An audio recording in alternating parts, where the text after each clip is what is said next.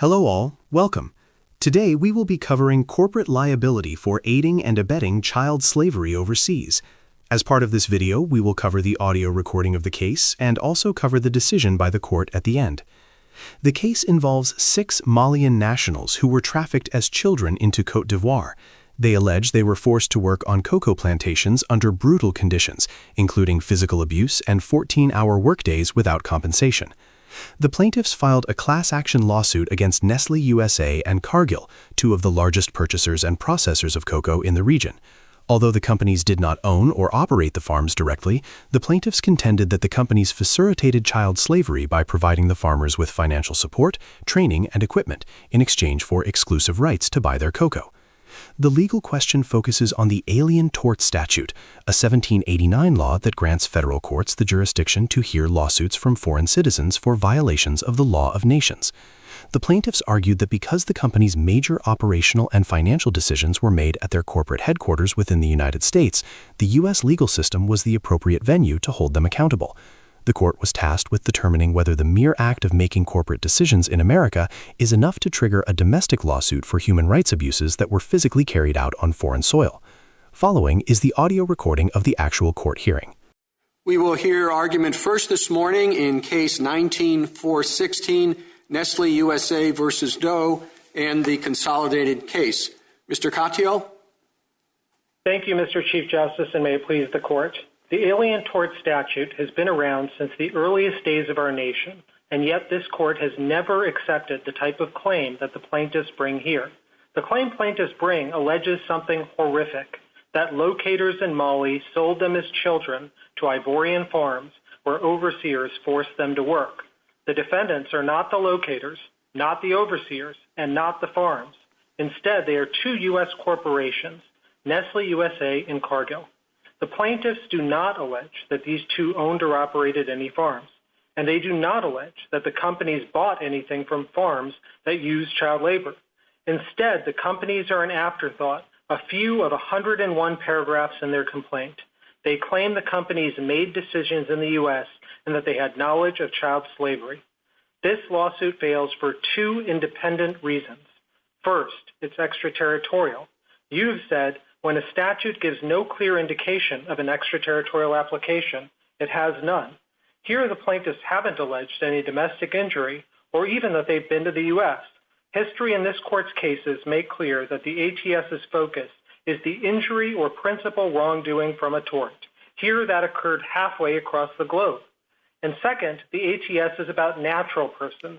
Jesner recognized there is no specific, universal, and obligatory international law norm of corporate liability. That fully applies to domestic corporations. It's not enough, as the Jesner plurality said, to show, quote, liability might be permissible under international law in some circumstances. Rather, it must be, to use Sosa's language, quote, accepted by the civilized world and defined with a specificity comparable to the features of the 18th century paradigms. These are some of the most fraught decisions government makes. To say Congress in 1789 made them is to read many difficult policy choices into vague statutory text. This Court has generally warned against doing that, and specifically with the ATS, every single time. Mr. Katyal, in this case, no foreign country has objected to the United States hailing its own citizens into its own courts. And why should we be cautious in terms of international relations in such a case? And what objection would foreign countries have to ensuring that U.S. corporations follow customary international law? So, Your Honor, first of all, I don't think that that's the relevant test, because Nabisco, what you said was even if international friction is, quote, not necessarily or the result in every case, the potential for friction militates against recognizing foreign injury claims. And I think that's true generally. And then with respect to here, I do think that there's 3 different impacts on foreign policy that would be recognized, that would occur if you were to recognize corporate liability in this case. One is in Jesner, you talked about the surrogacy problem with the injury nation. The plurality said that plaintiffs can still use corporations as surrogate defendants to challenge corporate governments, and said that's what was going on in Kiabel. And well, we can always address that concern with addressing aiding and abetting. I agree that that's one way to do this, but I think this court in Jesner recognized that that if you were to recognize corporate liability, you would, in some circumstances, get this. And in addition, the parent nation concern, I think, would apply just as well, because it would be an end run around Jesner to permit foreign corporations like Nestlé to be sued because of their domestic subs, like in this case, but not others. And finally, Thank you, counsel. Justice Thomas. Thank you, Mr. Chief Justice. Mr. Katyal, on a slightly different matter, do you agree with the D.C. Circuit and the Fourth Circuit that there is a universal norm on aiding and abetting liability? We do not, Your Honor. We think that that if you were to reach that question, that for the reasons the Solicitor General said, there is no such norm. In Hamdan and footnote 40, you said something similar. The domestic precedents like Central Bank, I think, are clear on this. But I think our most important point, Justice Thomas, is that here aiding and abetting would translate to aiding and amorphous in this particular case, because there's two axes here. One is extraterritoriality, which is already blinking red here because there is no U.S. injury or principal wrong. And now the plaintiffs want to add this ambiguous concept of aiding and abetting, and you'd be left with an extremely broad statute with no congressional analog whatsoever if you were to accept their interpretation. What about the petition? The respondents here say that even though there may not be an international norm or universal norm on corporate liability, that's different in the case of slavery. What's your response to that? Well, first of all, Your Honor, I think that the norm that they're asserting is not child slavery, but aiding and abetting child slavery, and they fail their own test. They have not a single case that says there is such a norm of aiding and abetting that.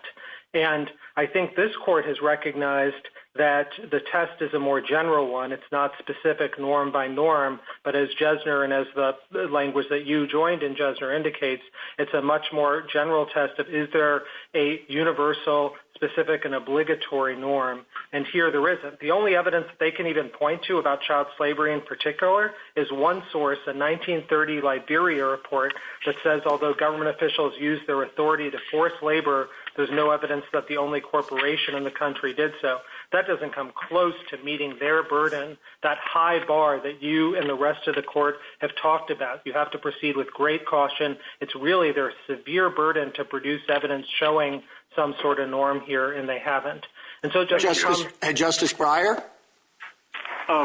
Let me go back to the corporate liability.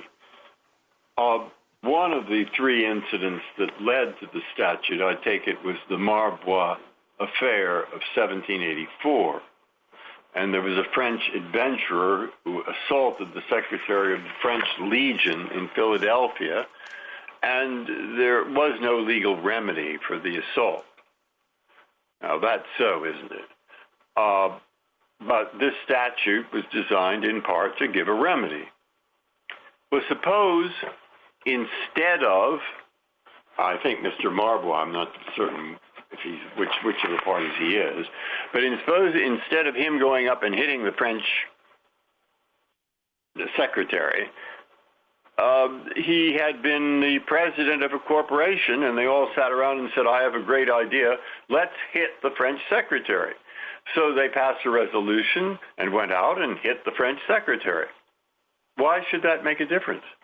So, Justice Breyer, three things. First, I think your example points to the separate argument about extraterritoriality, and I just want to make clear that they are distinct. Marbois and the other incident really underscore that this is about injury in the United States, which you don't have here. Well, that's true, but I'm not asking about that. I'm abstracting from that and just speaking of I don't see why exempt all corporations, including domestic corporations, from this the scope Right, but Your Honor, the statute. difference is in Marbois, under your hypothetical, there very well would be a remedy against the individual perpetrators, and that's exactly what international law requires time and again. You don't go after the corporation, but you absolutely have a remedy. We're not here seeking any sort of corporate impunity. We're just saying you have to go after the individual unless the statute and Congress makes a different choice. And most notably, Justice Breyer, in the TVPA, which is the most closely analogous statute, it is an ATS cause of action. No, but I'm asking you really, what's the reason why, if everything had been done in Marbois by a corporation, why would you want to make the corporation immune from the statute? For two reasons. One, because there's already a separate remedy of going after the individuals. And second, because corporate liability, as Congress recognized in the TVPA, has any number of other difficulties, such as mens rea. This court in Jesner cited Malesko for saying that if you go after corporations and imbue them with liability, then people don't go after individual wrongdoers. And as a matter of deterrence, you might want to go after them. Thank you, counsel. Justice Alito? Mr. Katyal, many of your arguments lead to results that are pretty hard to take. So suppose a U.S. corporation makes a big show of supporting every cause du jour, but then surreptitiously hires agents in Africa to kidnap children and keep them in bondage on a plantation so that the corporation can buy cocoa or coffee or some other agricultural product at bargain prices. You would say that the victims who couldn't possibly get any recovery in the courts of the country where they had been held should be thrown out of court in the United States where this corporation is headquartered and does business? Justice Alito, I have three buckets of answers to this, and this is really the heart of the case in many ways, so I'll try to briefly outline them and then hope to detail them. So the first is that hypothetical is, of course, very far removed from the facts of this case where they allege minimal U.S. conduct, not some sort of operation run from the United States. Second, I don't think your hypothetical states a violation of the Alien Tort Statute because there is no domestic injury. But third, and most importantly, your hypothetical does violate other statutes. As you said and the court said in Jesner, the ATS, quote, will seldom be the only way to hold perpetrators liable. And in your hypothetical, there are 5 different mechanisms that would prevent any abuse. First is foreign law, the law of the Ivory Coast. There are already criminal sanctions there, and the State Department and Department of Labor says those are being used. And indeed, when Congress makes statutes extraterritorial, like the TVPA, they require exhaustion of those foreign remedies first before one can sue in the United States. Second, there's sometimes specific liability under specific statutes, like the Genocide Convention. In your hypothetical, it might violate the extraterritorial criminal forced labor bar in 18 U.S.C. 1581 to 94. Third, you can bar goods from entering the United States under 19 U.S.C. 1307, and indeed the plaintiff's attorneys are doing that against the defendants right now. Fourth, sometimes there's U.S. liability if an individual acts as a principal.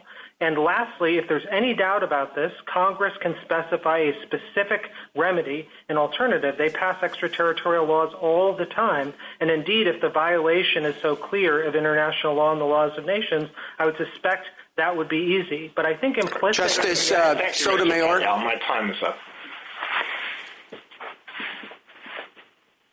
Justice Sotomayor. Counsel, as I listen to you, and your answers to Justice Alito's questions, it seems to me that his hypothetical all pointed to the fact that the aiding and abetting by the corporation happened in the United States. That's a serious question here about whether there were enough allegations that the acts of this corporation had a sufficient tie to the United States. I put that argument aside. But we know that under the ATS, the first Congress wanted the ATS to cover piracy. We also know that those who provided assistance to pirates were themselves held liable, whether they committed it on land or the sea, as aiders and abettors. And it boggles my mind to think that the aiding and abetting had to have happened on the sea and not on the land, because the 1799 imposed criminal liability for wherever the assistance occurred. And so my difficulty is in understanding your answer, why it is that the ATS would not have seen aiding and abetting as its own form of criminal liability, and the issue being whether there were enough ties to the jurisdiction in which it occurred. I don't need an answer from you that says to me there wasn't enough here. I need an answer that says, why wouldn't the framers have seen aiding and abetting in this way? So, Justice Sotomayor, we certainly don't think that the complaint does say anything like what they claim at the red brief at page 5. There's a huge delta between the two. I just said to you, I know that there's a question about the allegation. Right. Go to the substance of the issue. With respect to the law, first of all, I think piracy, as the court recognized in Kiabel at 121, is a category unto itself because the high seas are jurisdictionally unique and governed by no single sovereign. And the reason why they're not jurisdictionally unique if it happens on land. Well, but I think that aiding and abetting said if you assist in any way on the sea or on land, you're liable. But I think the problem is when you translate anything from pirate, I think the court's been urged great caution and exercise in trying to draw too much from piracy, because there isn't, of course, another sovereign involved there, the way there is, for example, in this very case, where they're challenging the conduct in Ivory Coast and where there's a remedy in the foreign country. And the reason why I think Congress hasn't always recognized aiding and abetting, even with specific statutes that deal with it, is because it does lead to an amorphous form of liability. Justice Kagan. Mr. Katyal, is child slavery not aiding and abetting it, but the offense itself? Is that a violation of a specific universal and obligatory norm? We're not. Yes, I think we're not challenging that here. It's just the aiding and abetting. So if that's right, could a former child slave bring a suit against an individual slaveholder under the ATS? So if it weren't extraterritorial and it wasn't a corporate no problem extraterritorial, no problem aiding and abetting, just a straight suit. Correct. Okay, and could this same former child slave under the same circumstances bring a suit against 10 slaveholders? If they met the requirements under the law, yeah, sure. I mean, if there was plausible allegation. If you could bring a suit against 10 slaveholders, when those 10 slaveholders form a corporation, why can't you bring a suit against the corporation? Because the corporation requires an individual form of liability under a specific norm under international law, which doesn't exist here. I think Sosa and I guess what I'm asking is, what sense does this make? This goes back to Justice Breyer's question. What sense does this make? You have a suit against 10 slaveholders. 10 slaveholders decide to form a corporation specifically to remove liability from themselves, and now you're saying you can't sue the corporation? Justice Kagan, I think that's exactly the question you and others repeatedly asked in Jesner, and the court found no foreign court liability because of these policy risks. I'm just asking for a reason. Right, and the reason, I think there are two different reasons. One is that the cite to Malesko from Jesner shows when you go after individuals, you often can go after the true wrongdoers. Once you go after the corporate form, you get bogged down with questions of mens rea in a collective enterprise, which is difficult. Sorry to interrupt, Mr. Katyal. There's an amicus brief by Professor Hathaway that details the long history of imposing liability on slave ships. Those were not individuals, were they?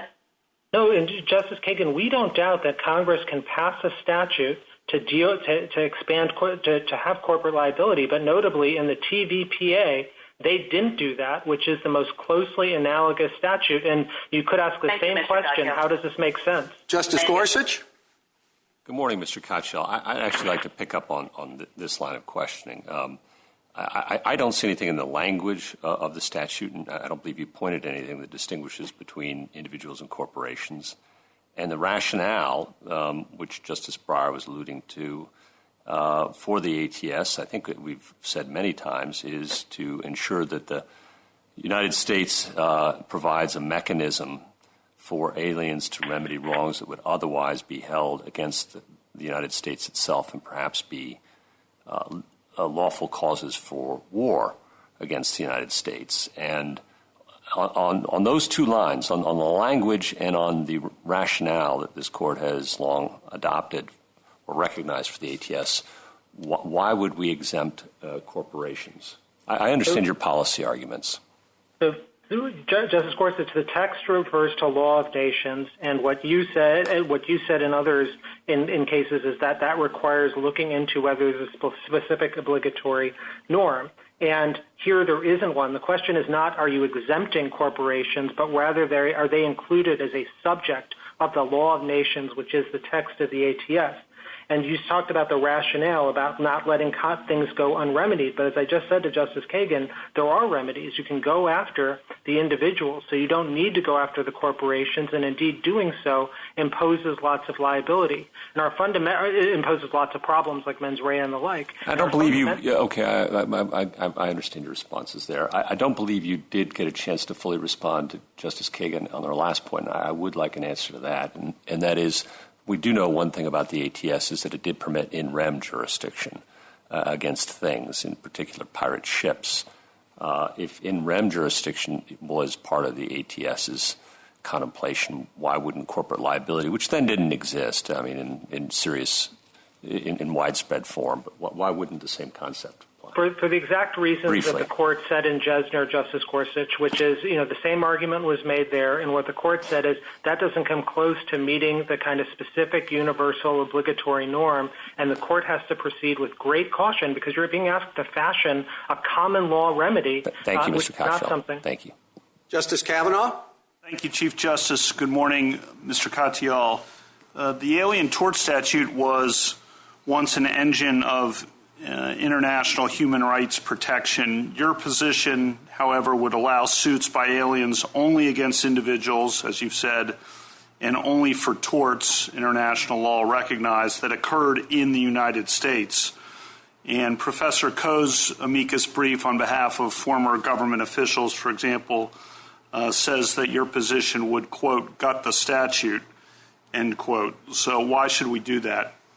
Well, I really feel like that's some overheated rhetoric. After all, for 200-plus years, this statute's been around. There's not a successful example of a case like this ever, Justice Kavanaugh. All we're suggesting is to preserve the status quo as it's always been. I understand there's some policy arguments for why you might want something else, but that's really something addressed to a different branch of government. And for all the reasons the Court said in Jesner and you said in your dissent in Exxon versus Doe, recognizing corporate liability here or making it extraterritorial in the way that the plaintiffs want raises a host of really difficult, intricate policy questions, which are best left handled by the other branch, not by courts. I mean, this is an extraordinary thing they're asking the Court to do in fashioning a common law remedy, and that's why every decision of this Court says proceed with great caution. They have the highest of bars, and they haven't come close to meeting it.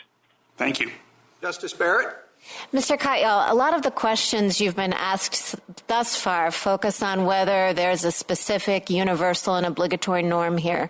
And that, as many of my colleagues have pointed out, raises some complications. Do you agree that this is a case that would be better resolved at SOSA Step 2?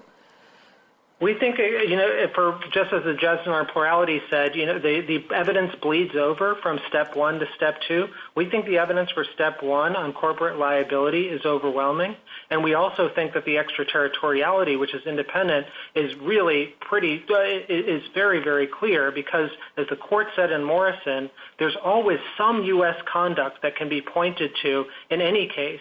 And it'll be a craven watchdog if you can just use that to get out of the extraterritoriality bar. And this case is a perfect example of this. There's a very limited U.S. conduct that is alleged in the complaint, and yet they want to make the hugest of federal cases out of it. Well, if we do resolve it at SOSA Step 2, when would we ever recognize a cause of action? Because, most cases will raise the same, let's focus on the separation of powers prong. Most cases raise this question of the intricate policy questions that may be better left to Congress. I mean, we've been very restrained in the Bivens context about recognizing more causes of action. I mean, would this just kind of halt recognition of new causes of action altogether if we adopt your position? No, Justice Barrett, we're not taking the position that Justice Scalia said, it's obviously available to you, but we certainly think that things outside of the Blackstone 3 that rise to the level of universality, to use the Breyer 4 formulation of Justice Kavanaugh, things like torture, genocide, crimes against humanity, and war crimes, for example, would, I think, all meet that SOSA Step 2, even though they're not part of the original Blackstone 3. Just not if a corporation was the perpetrator sued in any of those cases. Right. We don't think torture. Right.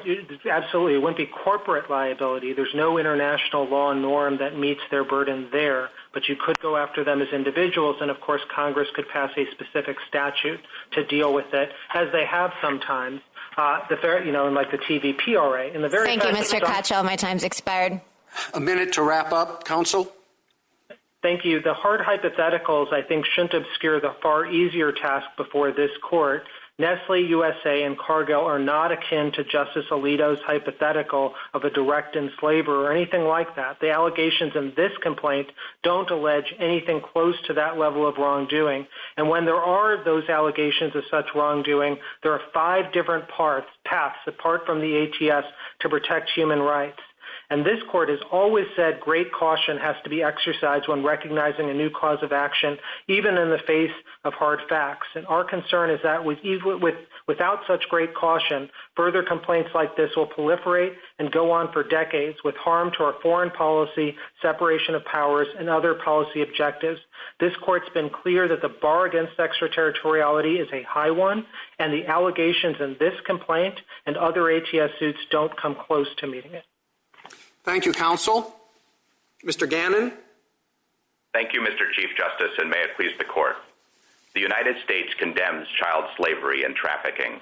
Congress has expressly provided for criminal and civil liability for forced labor in certain circumstances, and the federal government has specifically supported efforts to eliminate the worst forms of child labor at cocoa farms in Côte d'Ivoire.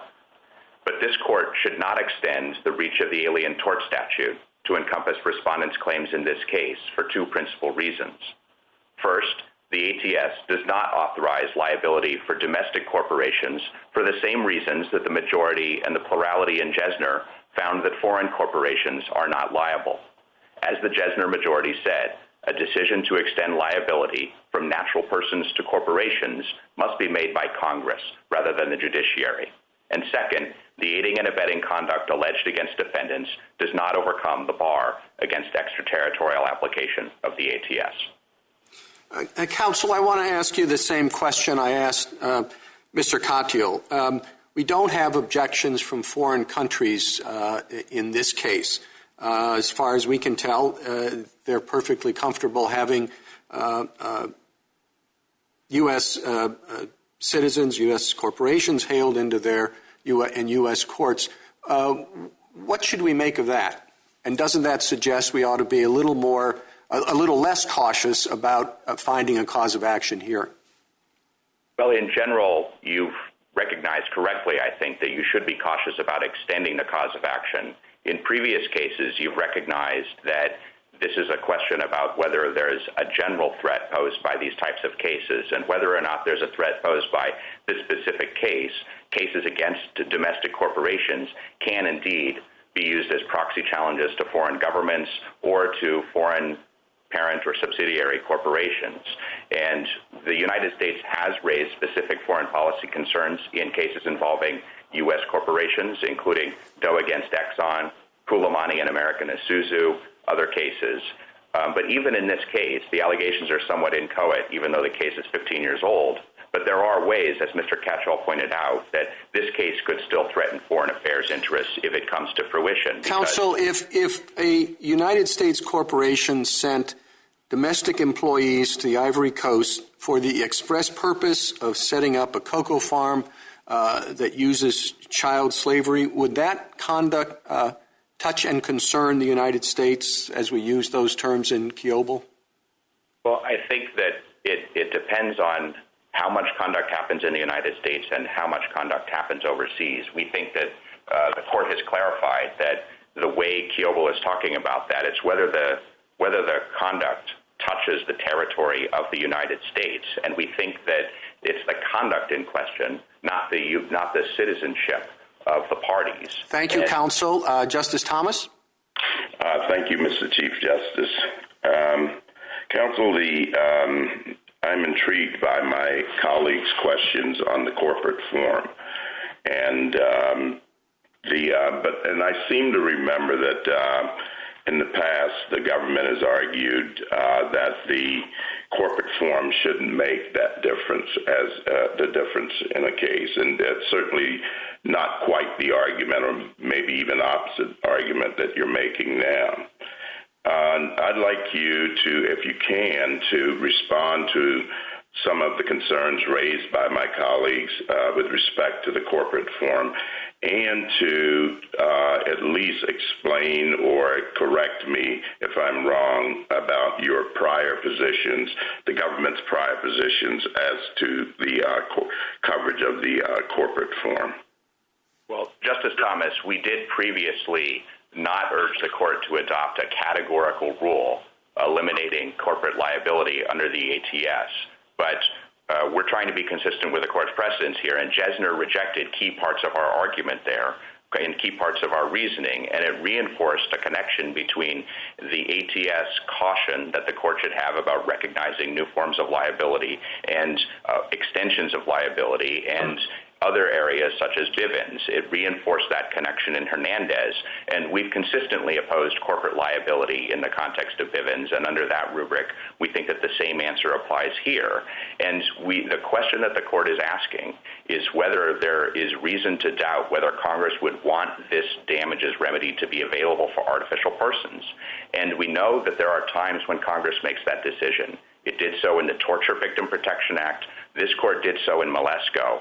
And now that Jesner has made foreign corporations not liable, it would be especially incongruous to discriminate on the basis of the defendant's nationality in the corporate context, because we know that that's not happening in the context of natural persons. The Marbois incident that Justice Breyer brought up has been discussed by Sosa and Kiobel, and in both cases the court assumed that both the Frenchman and the New York constable who assaulted an ambassador in the United States would be liable. So if both foreign and U.S. natural persons are liable, we think that Congress should be the one that makes the decision that U.S. corporations would be discriminated against in a way that foreign corporations are not. Thank you. Justice Breyer? I'd like to hear, if you would, the government's answer to the same question that I think everybody's been asking. Use Justice Kagan's example, if you want, or my example.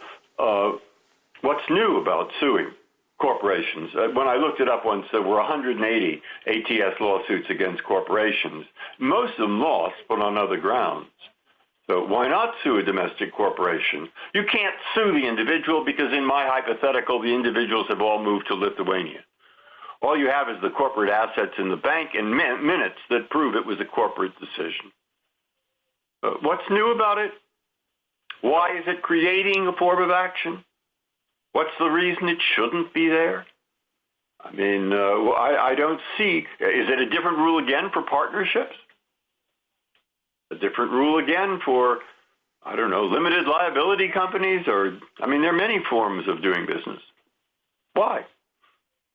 Well, we think that in Jesner and in Malesko, the court recognized that extending liability to a corporation is a market extension of liability. Well, you missed my question unless you're going to answer it there. What's extending it? As I said, there are suits abroad, I think. I've seen citations to them. And suits, hundreds perhaps, 200, 180, brought against corporations under the ATS. Yes, but many of those suits now need to be thrown out under Jesner because they were foreign corporations. Yeah. And Malesko demonstrated that merely having an underlying form of civil liability for individuals doesn't necessarily mean that it should be extended to corporations. And you're right, there may be a background rule that corporations are generally liable for the torts of their agents. But we're not looking at this at SOSA Step 1. We think this is controlled by SOSA Step 2. And Congress has used two different models. They've used the Torture Victim Protection Act, where they ruled out all artificial persons, only natural persons can be sued. So that takes care of all your questions about corporations or limited liability companies or partnerships or anything else. Only natural persons can be sued under the Torture Victim Protection Act for something that everybody understands is a violation of the law of nations. Now, Congress did take a different route in the Trafficking Victims Protection Act, where they ultimately recognized a civil remedy, but it departs from the ATS in multiple ways. It didn't make the civil provision retroactive. It doesn't discriminate between a U.S. corporation and a foreign corporation found in the United States. It's arguably extraterritorial at Morrison Step 1 in a way that the ATS is not. And it provides a specific cause of action with details that are tailored to the particular violations at issue. Justice Alito? Are you aware of ATS suits based on conduct that occurred in the United States? Why would someone bring such a claim? Well, I think that the canonical example would have been something like the Marbois incident. If the only cause of action was something that needed to be brought under the law of nations, then the ATS would have provided jurisdiction for that. Yeah, that was necessary under domestic law as it existed at the time. But under current circumstances, have there been ATS suits based on conduct in the United States? I'm not aware of suits that are entirely U.S. based, Justice Alito. Won't your arguments about aiding and abetting and extraterritoriality all lead to essentially the same result as holding that a domestic corporation cannot be sued under the ATS? Corporations always act through natural persons. So if a corporation can't aid and abet, there will be only a sliver of activity where they could be responsible under respondeat superior. Isn't that true? Well, I think whether or not the court recognizes aiding and abetting liability, there will be a separate question about whether respondeat superior type of liability should apply. I think SOSA and in other cases, the court has suggested that there could be other limits. And obviously, Congress knows how to impose those sorts of limits. And in the civil action it provided in 1595 for crimes associated with slavery and forced labor, it specifically extended that action to whoever knowingly benefits financially or receiving anything of value from a venture that engaged in that underlying conduct. And so I think part of the question is going to be whether you recognize aiding and abetting liability or whether you're going to require the corporation to commit the actual tort or its agents to commit the actual underlying. All right. Yeah, thank you. Justice Sotomayor? Counsel, I think I'm reading your brief right, that you don't think there's an aiding and abetting liability at all under international law. But both Blackstone and the first Congress recognized that facilitating piracy was a crime. And this court reaffirmed that in 1795 in the Talbot case. Post-World War II, military tribunals held individuals liable for assisting the German government's war crimes. The international criminal tribunals for the former Yugoslavia and for Rwanda and the Special Court for Sierra Leone all have imposed aiding and abetting liability. So I'm having a very hard time accepting that if an individual aided and abetted in the United States or anywhere else, that we couldn't hold that individual liable. Could you explain to me why? I'm going to set aside the corporate for a moment. Could you set aside for me why you think international law, there's not an international law against aiding and abetting something as heinous as child slavery? We are not disputing the international law level of this analysis, Justice Sotomayor. Just as with the question about corporate liability, we think that this is something that the court, if it wants to reach the question, could do entirely at step 2 of SOSA.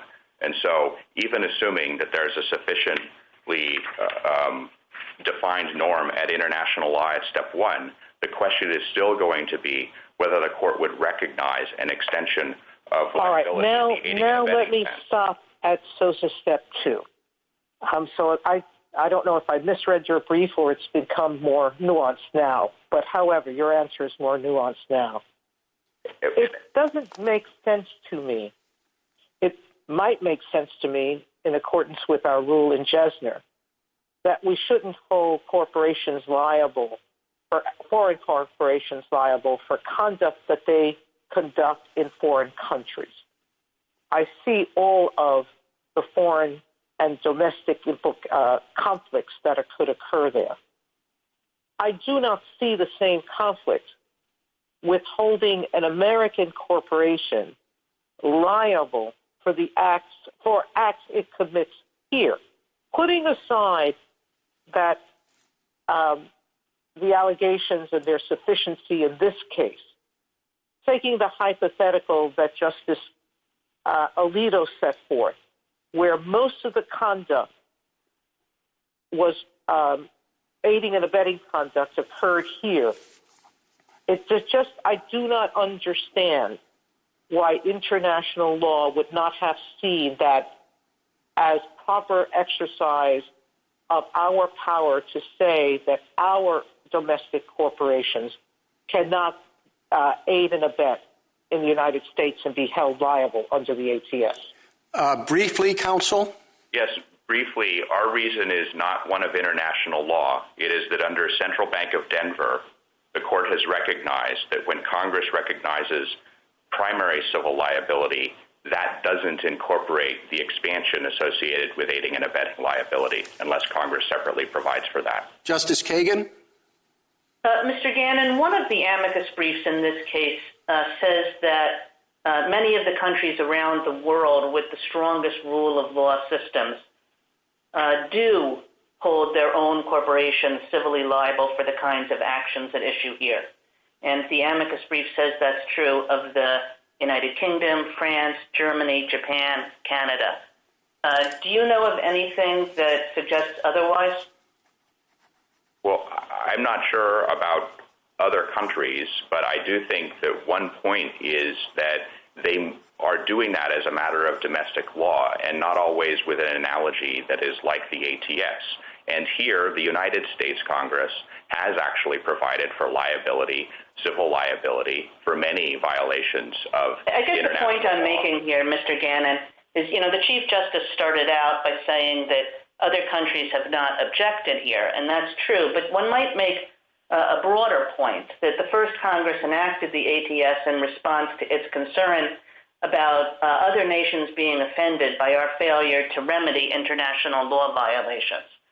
And one might ask why one would think that another country would be less offended by leaving a foreign victim without a remedy when that victim is injured by a U.S. corporation rather than by a U.S. individual. And indeed, that most of the countries around the world with which we're usually associated as rule of law nations do not make that distinction.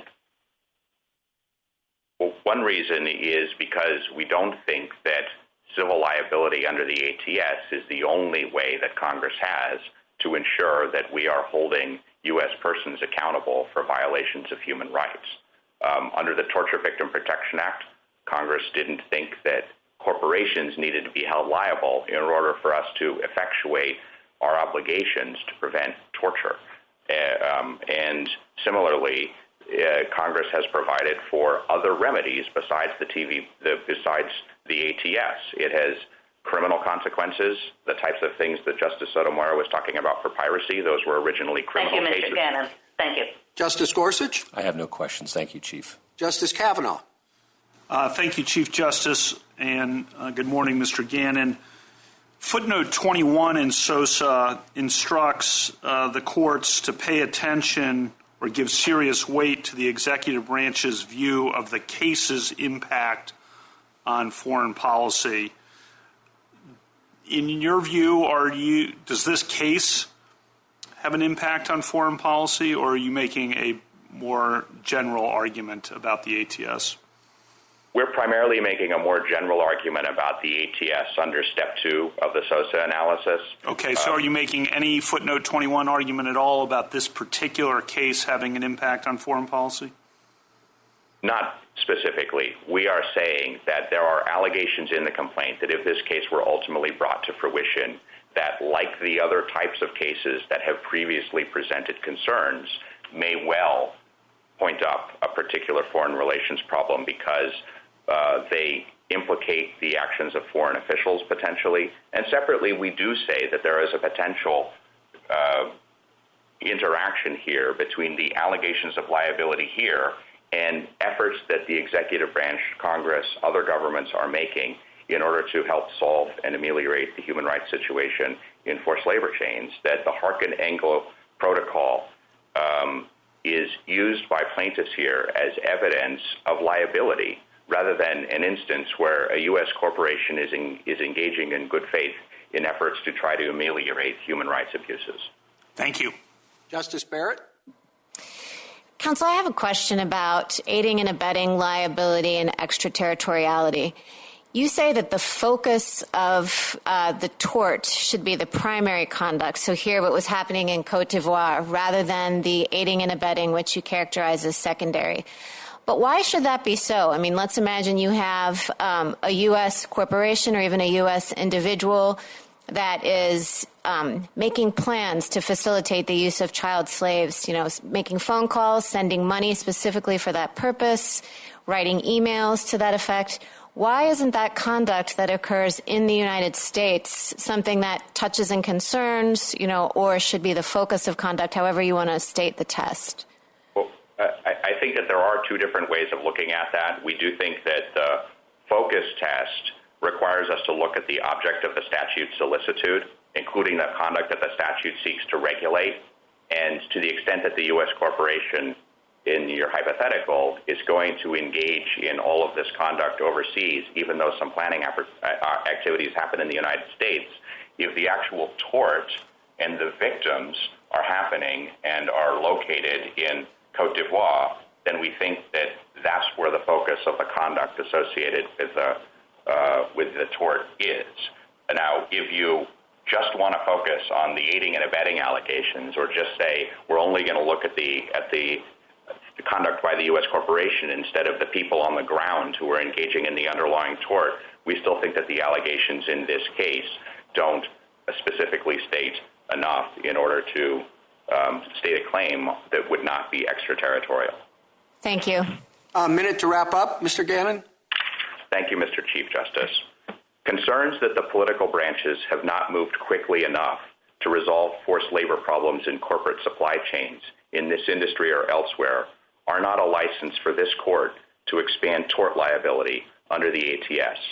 Having already ruled out ATS liability for foreign corporations, the court should not adopt a different rule for U.S. corporations. As the contrast between the Torture Victim Protection Act and the Trafficking Victims Protection Act show, that is a policy choice that could go either way, and the decision should be made by Congress.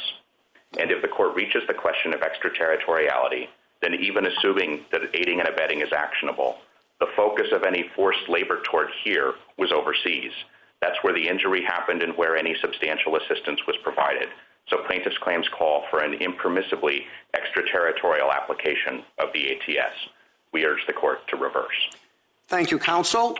Mr. Hoffman? Thank you, Mr. Chief Justice, and may it please the court. The first Congress in the Alien Tort Statute provided a federal forum for foreign citizens to bring cases for law of nations violations without limitation as to defendants or theories of tort liability. Plaintiffs are former child slaves seeking compensation from two U.S. corporations which maintain a system of child slavery and forced labor in their Ivory Coast supply chain as a matter of corporate policy to gain a competitive advantage in the U.S. market. The international norms prohibiting child slavery and forced labor are indisputably specific, universal, and obligatory. The norms apply directly to private parties, including corporations. Unlike Kiobel and Gessner, this case does not seek to assert U.S. jurisdiction over foreign corporations for actions against other foreign citizens they took on foreign soil. This case alleges violations of long-established norms prohibiting child slavery and forced labor by U.S. corporations from the United States. The founders were particularly concerned about actions of U.S. citizens that might lead to foreign entanglements, and their response was to provide for a federal judicial forum to resolve such disputes based on the rule of law. The recent discovery of legal opinions written by Thomas Jefferson and Edmund Randolph in the 1790s make it clear that the ATS applied when U.S. citizens violated the law of nations on foreign soil, and that the ATS's broad language applied to violations beyond the Blackstone norms without any need for further congressional action. These claims fit comfortably within the text, history, and purpose of the ATS and this court's holding in Sosa, and it should be allowed to proceed. Counsel, this case, of course, involves United States citizens and United States courts, but in the context of that action, much of the focus is going to be on conduct overseas, and those responsible for that can be brought into court either as witnesses or for aiding and abetting. So why doesn't this type of action present the same international relations concerns that we've noted in the prior cases in this area? Well, this case is not different in many respects from any transnational litigation. There certainly have been no problem with discovery and other matters in most of these cases that have gone to discovery. The Ivory Coast has not objected to the case at any point, hasn't said anything about it. I think Mr. Gannon has said that the United States has no particular objection about this particular case on foreign policy grounds within the footnote 21 context or others. So there really is no evidence that that's true. Moreover, Congress already decided in the Trafficking Victim Protection Act that forced labor and child slavery or slavery generally in supply chains is something for which damage remedies are appropriate. And obviously the Congress doesn't think that those issues present any of those problems.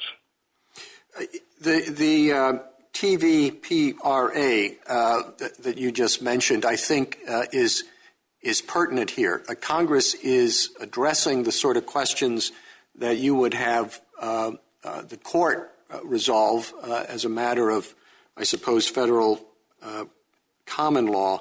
And doesn't what Congress did in the TVPRA suggest that they are cognizant of these questions, they are active in the area, and it's time for the court to get out of the unusual situation where it's making rather than just interpreting law?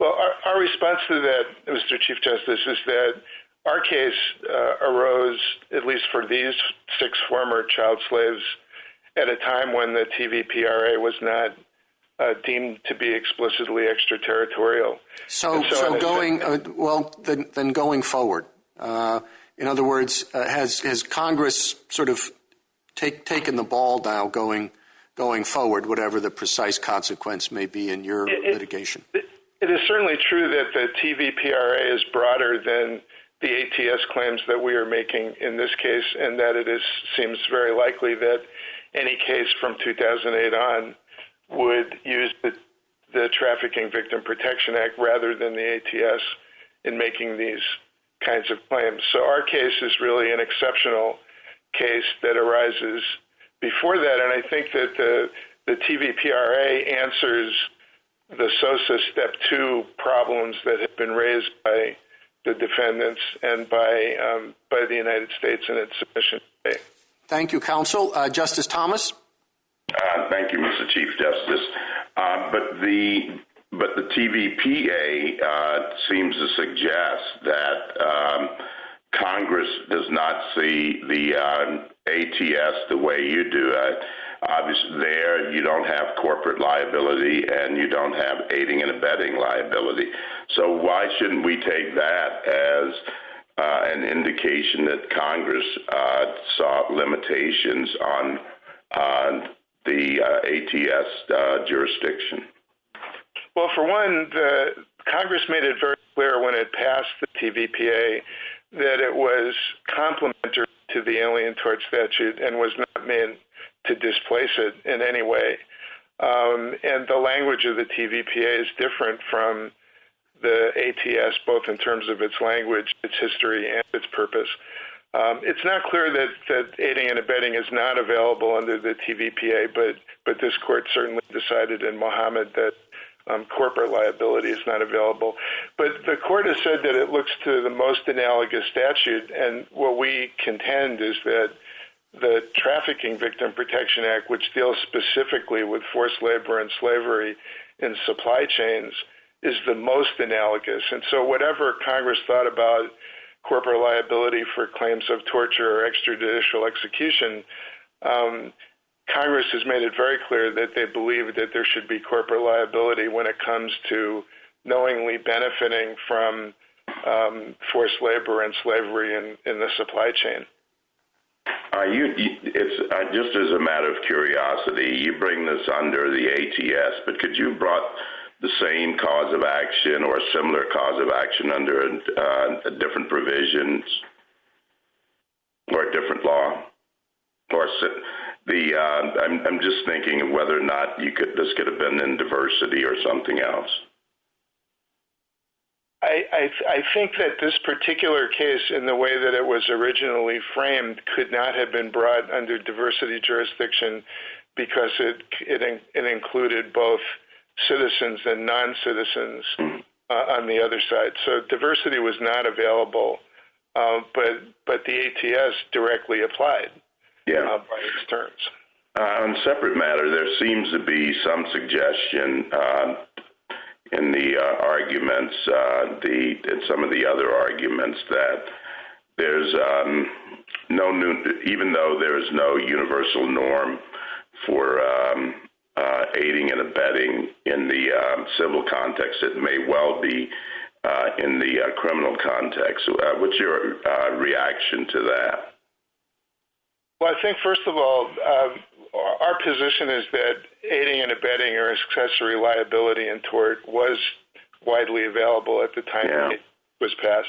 But on the international level, it is our position that the international community has come up with specific universal and obligatory norms with respect to aiding and abetting serious violations of international human rights law, which would include these norms for sure. And in fact, that's all the circuits that have decided this question have found that there is aiding and abetting liability in ATS claims. They have differed sometimes about the standards, sometimes adding requirements that don't appear to be in the customary international law norm. But they all have recognized that there is aiding and abetting under international law. Thank you. Justice Breyer? I'd like your views on the following. I assume that there is corporate liability for domestic corporations. Assume that there is aiding and abetting liability. Now, what counts as aiding and abetting for purposes of this statute?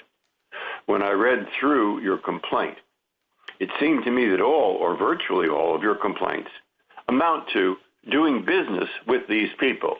They help pay for the farms. And that's about it. And they knowingly do it. Well, unfortunately, child labor, it's terrible, but it exists throughout the world in many, many places. And if we take this as the norm, particularly when Congress is now working in the area, that will mean throughout the world this is the norm. And I don't know, but I have concern that treating this allegation, the six that you make here, as aiding and abetting falling within that term for purposes of this statute, if other nations do the same, and we do the same, could have very, very significant effects. I'm just saying I'm worried about that. And I want you to explain to me how this should work. Well, Your Honor, we are not taking the position that simply purchasing cocoa beans is enough to satisfy aiding and abetting.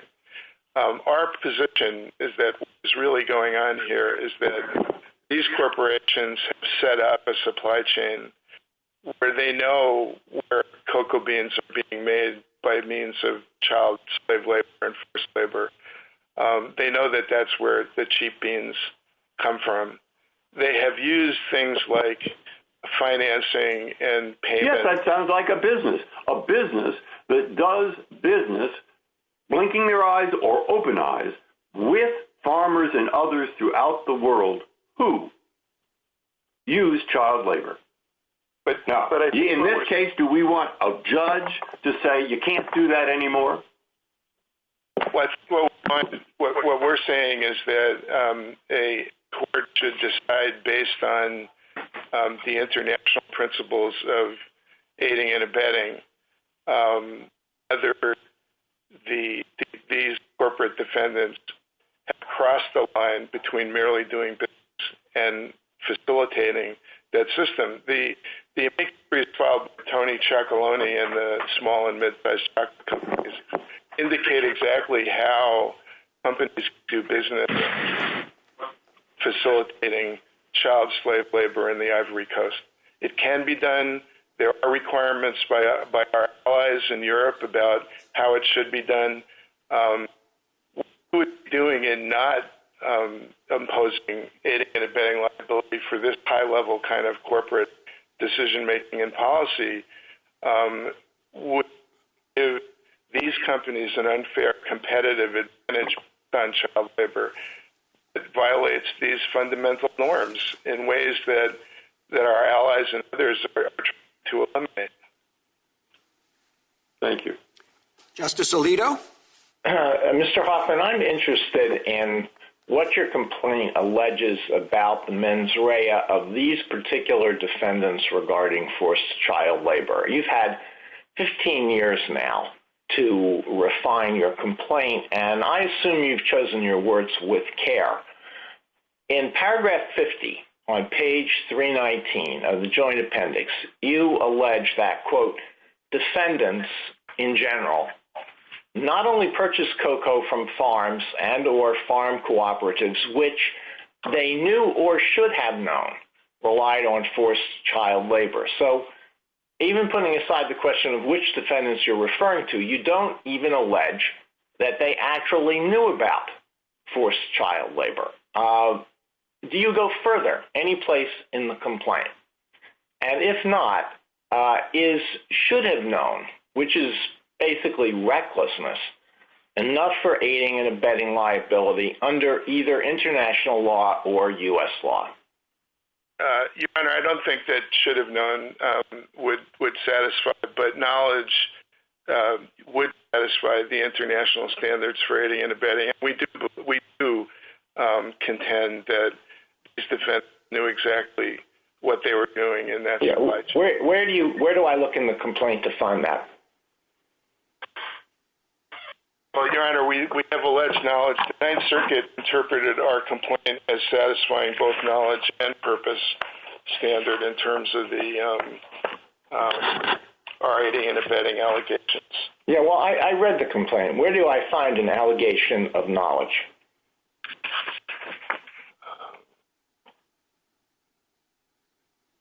Sorry, Your Honor, I'm sorry to use your time this way.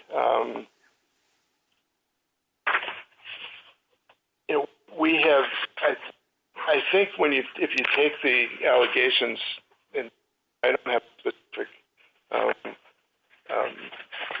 paragraph, but what we have alleged is that these defendants are intimately involved in the cocoa growing area, and that they have knowledge because of the reports that have been issued, because of they send their own people to investigate and they file reports back to the headquarters, that they're intimately involved with what goes on in their supply chain. So we have alleged knowledge, whether we the should have known is superfluous, I think, to the fact that we've alleged that they actually know about these things. Hey, man, this is an important point, and this is something you have to allege even under notice pleading. And I assume you were careful about what you alleged because you don't want to incur Rule 11 liability. So after 15 years, is it too much to ask that you allege specifically that the defendants involved, the defendants who are before us here, specifically knew that forced child labor was being used on the farms or farm cooperatives with which they did business? Is that too much to ask? Oh, and we've been given an opportunity to amend our complaint as the circuit has given us that ability to lay this out. We have more information actually since the Second Amendment complaint based on continuing investigation and trips to the region. And yes, we can allege that they knew that they were involved with the farms in the region that that involved child slave labor, including the 6 former child slaves who are plaintiffs in this case. Thank you. Justice Sotomayor? Counsel, just so I understand, you believe that the aiding and abetting exists if they knew, simply if they knew, that child labor was being used to produce the cocoa beans and they bought the product? No, that's not our position, Your Honor. All right. So knowledge that child labor was being used, you don't claim is enough.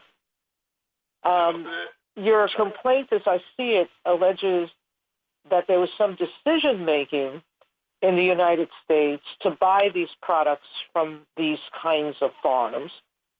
I presume that's knowing that they're child labor. But I don't see an allegation other than sending representatives to look at the farms so that knowledge could be imputed, that there's any other actual acts of aiding and abetting that you have alleged against the particular U.S. corporations that you're suing. Well, our position is that these corporations from their quarters have controlled every aspect of the supply chain. But I don't understand what control means. Well, control means... have you shown that they directed a foreign corporation, even if it's a subsidiary? Well, I think they've actually acted directly from corporate headquarters. They sent people from corporate headquarters in terms of getting information on the ground, setting up cooperatives. If you were given leave to amend, you could actually show that they transmitted the money, that they directly, I'm not talking about their subsidiaries, that the American corporations actually directed the money. Yeah, our understanding is that these are controlled by the corporate defendants, and that we've been asked to allegations, particularly separating out the foreign corporations that have to be dismissed after Jessner, to identify exactly what we contend these domestic corporations have done, and we think we do have enough information to link the decision-making and corporate policy in the States to obtaining these cocoa beans from farms. Counsel, you're equivocating on my question. It's not just a decision-making, because we've often said that decision-making is not enough aiding and abetting, that you have to follow it with an affirmative act. Right. And that's what I'm trying to get at with you. Can you show that the affirmative act was in actually sending money to those places, that they're the funders, direct funders of the farms, et cetera? Yes. No, I mean, what we've said is there are exclusive marketing relationships that are controlled by headquarters, that people are sent from headquarters, money is sent from headquarters, equipment is arranged from headquarters, trainings are arranged for by headquarters. Our allegation is that these U.S. companies control all the aspects of this supply chain that leads directly to farms that our plaintiffs were enslaved on, and where many thousands of other children are enslaved. Thank you, Counsel. Justice Kagan? Mr. Hoffman, on the question of corporate domestic liability, the government makes the argument that Jesner changed everything. It originally took the same position that you're taking now on corporate domestic liability. It says that position is now untenable, that once the court held that foreign corporations weren't liable, the court really can't hold that domestic corporations are. What is your response to that? Well, first of all, I think that the evidence that justified using SOSA Step 2 to eliminate liability against foreign corporations really doesn't exist with respect to domestic corporations sued under the ATS. And I think actually Jesner and Kiobel are of a piece in a way. What this court has said is that ATS jurisdiction should not be used to police the actions of foreign corporations, particularly when they act primarily on foreign soil. Whereas our case is completely different in the sense that the United States has its own responsibility to police corporations. That was the original plan that the founders had in the ATS, that we were saying to the world, we will enforce the law of nations.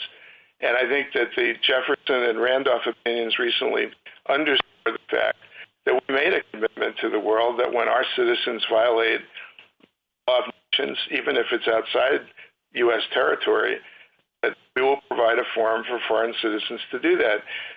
Both Kiobel and Jesner deal with completely different situations where there's minimal contact with the United States and where it's really the responsibility of other countries to police their own corporations. In Kiobel, for example, the Netherlands has allowed for a case on behalf of the Kiobel plaintiffs against the same defendants for the same allegations. So the Netherlands is set up to police its own corporations. What we're saying is that the United States has that obligation according to the founder's original promise under the Alien Tort Statute. As you know, Jesner is a fractured decision. There's a majority in some places, only a plurality in other places. If you look at that decision, what do you think it tells us about the approach that we need to use to answer the question of domestic corporate liability for child slavery? I mean, what is controlling, do you think, with respect to how we go about answering that question? I don't think that there is a controlling majority in Jesner about how to approach that question. The plurality does discuss the question of whether there needs to be a specific and universal and obligatory norm of corporate liability. I think for the reasons that the Solicitor General's office gave in the Kiobel case and in Jesner, that corporate tort liability is well established and was understood, I think, to the founders, and certainly has been a part of U.S. domestic common law tort liability from the beginning, as soon as there were corporations, and before that there were ships. So we think that that's not, that basically what international law provides are the prohibitive norms, in this case child slavery and forced labor, but the means of enforcing them are individual states. And in the ATS, our first Congress, the tort liability using common law methods was the way that our courts would enforce the law of nations. And there's no requirement that be mandatory corporate liability. It's up to states, and many states. Thank you, Mr. Hoffman. Thank you. Justice Gorsuch? Good morning, Mr. Hoffman. I'd like to put aside, for purposes of my question, the corporate versus individual nature of the defendant and focus solely on the cause of action. And here you're asking us to infer a new cause of action for aiding and abetting. And I guess I want to understand why I should be creating new causes of action as a judge today. We have abandoned federal common law in every other area after Erie, or at least we proclaimed to do so. And I'm not sure I understand why the ATS should be different, especially when Congress stands able and ready to create new causes of action. As the Chief Justice has pointed out, it's done elsewhere. That would be the more appropriately placed to create new legislation, it would seem. And in every respect, what you're asking us to do is a form of legislation. And then finally, I throw into the mix central bank, which underscores that aiding and abetting liability is a different thing, and that often there are good reasons not to have aiding and abetting liability even when there's primary liability. So whatever I think about the question, I have to at least acknowledge there are good arguments for a lawmaker to consider on both sides of that question, which again takes me back to my question, wondering whether I'm the right person to be making this pitch to rather than a legislator. Can you help me with that? Sure you are. I think the main answer is that this court in Sosa decided that the original authorization that the first Congress made to the courts to enforce the law of nations using common law methods was still viable, notwithstanding Erie and notwithstanding many of the arguments that the defendants make in this case. And that if there was a specific universal and obligatory norm of the same degree of definiteness and consensus as the norms that applied in the 18th century, that it was appropriate for this court to recognize the ability to enforce those norms by tort liability in our courts. And basically, the norms about child slavery and forced labor are as quintessential Sosa qualifying norms as could possibly be imagined. Now, with respect to aiding and abetting liability, for one, I think that if the court wants to reach that issue, I think it would benefit from full briefing and argument on that issue specifically, because those were not exactly in the questions presented. But our position on aiding and abetting liability is that, in fact, the founders understood aiding and abetting liability. There was aiding and abetting liability in British common law that was received in our law. The Bradford opinion talks about U.S. nationals aiding and abetting the French in terms of their attack on Sierra Leone. The Talbot decision, I think, as Justice Sotomayor noticed, it deals with aiding and abetting liability. So it's not the idea in the Alien Tort Statute was to provide a remedy and reparations when U.S. citizens violated the rights of foreign citizens.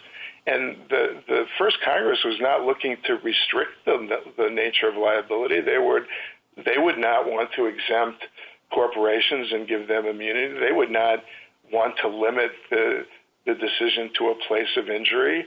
What they were looking to do was to Mr. Hoffman, I'm afraid my time's expired. Thank you very much. Thank you. Justice Kavanaugh? Thank you, Chief Justice, and good morning, and welcome, Mr. Hoffman. Good morning. I have a different flavor of Justice Gorsuch's broader question about separation of powers. And this case really is a case, I think, about the proper role of the judiciary as compared to the proper role of Congress here in fleshing out the Alien Tort Statute. As you know, Sosa and Jesner and other cases have said the courts should not be out in front in fleshing out the cause of action here. Didn't reject it entirely, didn't take Justice Scalia's position, but shouldn't be out in front. And two sources in particular the court has said to look to constrain the cause of action to make sure, as Justice Gorsuch said, we're not creating it ourselves. And one is, of course, making sure the norm is sufficiently rooted in international law, as you know. And my concern on that is the language of Sosa doesn't just talk about the norm, as you know, but footnote 20 specifically directs us to look at the particular perpetrator being sued and the category of perpetrator, whether it's a corporation or individual. And I've looked at this before, as you know, and looked at it again, and I think it's hard to argue that corporate liability in international law is a specific, universal, and obligatory, or specific and universal. Foreign law is different. Justice Kagan rightly points that out, and there may be debatable policy reasons for drawing the line between individual and corporate liability, but it's hard to argue that it's there in international law. That's my concern in this case. It stems on the question presented on corporate liability stems from footnote 20 in the content, as I see it, of international law. So I'll give you an opportunity to respond to that. Well, Your Honor, I think that the question on, I think we would argue in footnote 20, was addressed to the distinction between norms that applied directly to private parties, including corporations, versus norms that required some connection to state action. I think that the citations there make that fairly clear. I don't think it was saying that corporate liability had to be a specific, universal, and obligatory norm, because that's really not the way the international system works. Many governments do impose corporate liability for violations of international law, for example, in implementing. I think that's a different question, though, and that gets to Justice Kagan's point, which I think is a good one, that foreign law does impose corporate liability, of course, as does U.S. law in many circumstances. But international law and the international tribunals have not seemed to do so. Yeah, it's correct that in certain international tribunals, for reasons specific to those tribunals, did not impose liability on corporations. But the Alien Tort Statute's basically a tort statute. It's a civil tort statute. And I think the International Human Rights Amicus indicates that corporate liability is a general principle of law. It applies in all legal systems. It is applied in our legal system from the beginning. It applied in Britain before we were a nation. In other words, corporate tort liability is the norm. It's not the exception.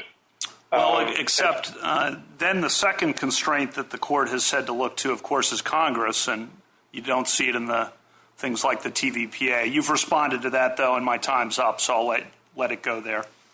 Thank you, Your Honor. Justice Barrett? Counsel, in response to a question by Justice Kagan, you said that the ATS was a statement by the first Congress that we will enforce the law of nations and provide a forum for foreign citizens to do that. But, of course, the ATS also did it to protect the policy interests of the United States and to protect the United States from retaliation by other countries in circumstances in which it failed to provide such a forum. So we've talked a little bit about the foreign policy implications or lack thereof of our recognizing a cause of action against domestic corporations for violations of international law norms. But could you say a little bit about any foreign policy implications that might be the result of our failing to recognize such a cause of action? Well, I think that certainly the original idea, and this is reflected in the Jefferson and Randolph opinions and in the Bradford opinion with respect to the attack on Sierra Leone, other countries did protest in those instances acts by U.S. citizens in their territory that violated the law of nations, and that. The idea of the ATS was to provide that forum so to avoid that kind of protest. It didn't require a protest. But would we, I guess my question is, do you think that the United States would face such protest in this circumstance, in this suit? Well, it hasn't. I mean, and for one thing, it's not clear whether there's a forum or there isn't a forum, so the Ivory Coast wouldn't have reason at this point to protest. It's not clear whether in today's world there would be protests of the same nature, but it seems to me that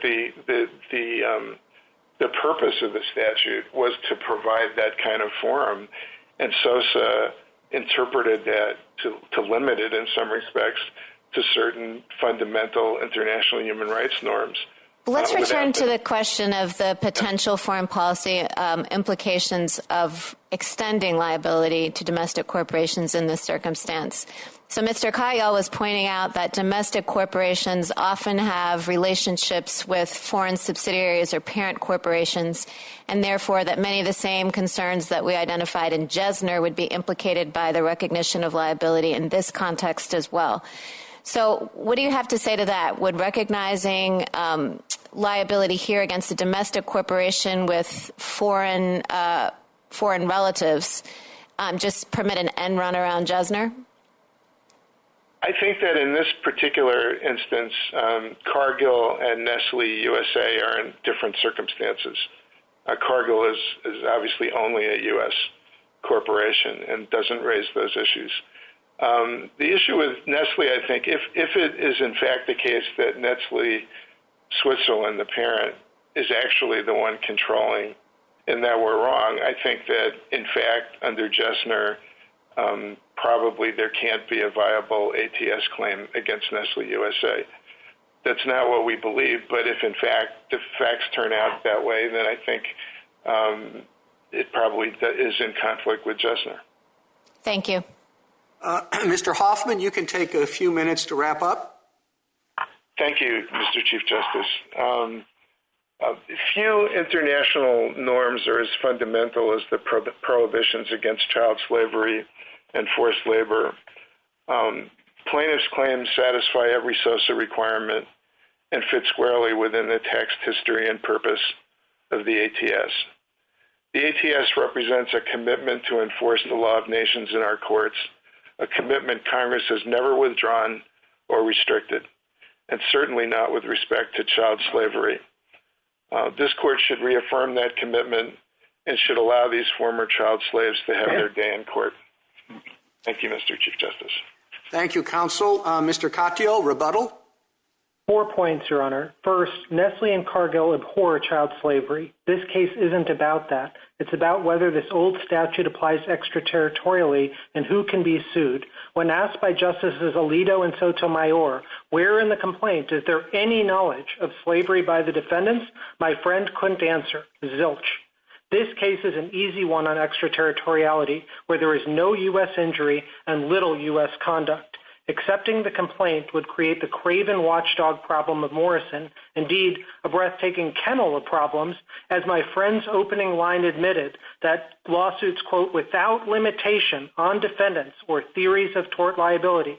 And even if aiding and abetting liability exists, Justice Sotomayor, it doesn't get around extraterritoriality. Rather, its ambiguity highlights the problem, as Justice Breyer's worry to my friend shows. The ATS's focus is still the injury or principal wrongdoing. Otherwise, it's truly aiding and amorphousness. Second, my friend suggests our view guts human rights law, but ours was a law for at least the first 200 years with no practice of ATS liability. Indeed, Congress knows how to fashion specific remedies for the extreme hypotheticals and already has. I heard no answer from my friend to the 5 mechanisms to prevent abuse. Third, my friend's arguments never grapple with Justice Kavanaugh's point that every case has said that this court shouldn't be out in front. It's his high burden under SOSA to convince you a specific universal norm exists. He doesn't. Fourth, and finally, for corporate liability, Justice Breyer, in your query, what's new? This court's majority, not the plurality, Justice Kagan and Jesner, said there are harms to separation of powers and hard policy choices about how to maximize deterrence, foreign investment, and foreign policy.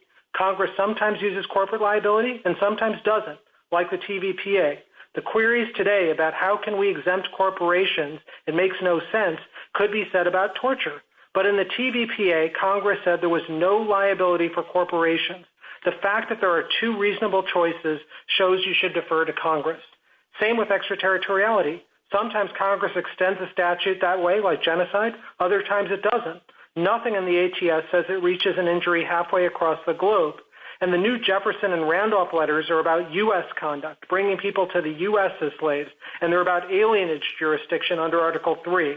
Neither says the ATS overcomes the extraterritoriality bar. Justice Breyer, you asked, do we want a judge deciding this?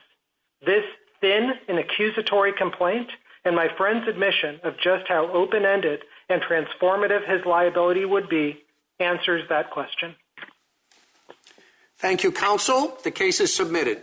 That concludes the audio recording of the court proceedings.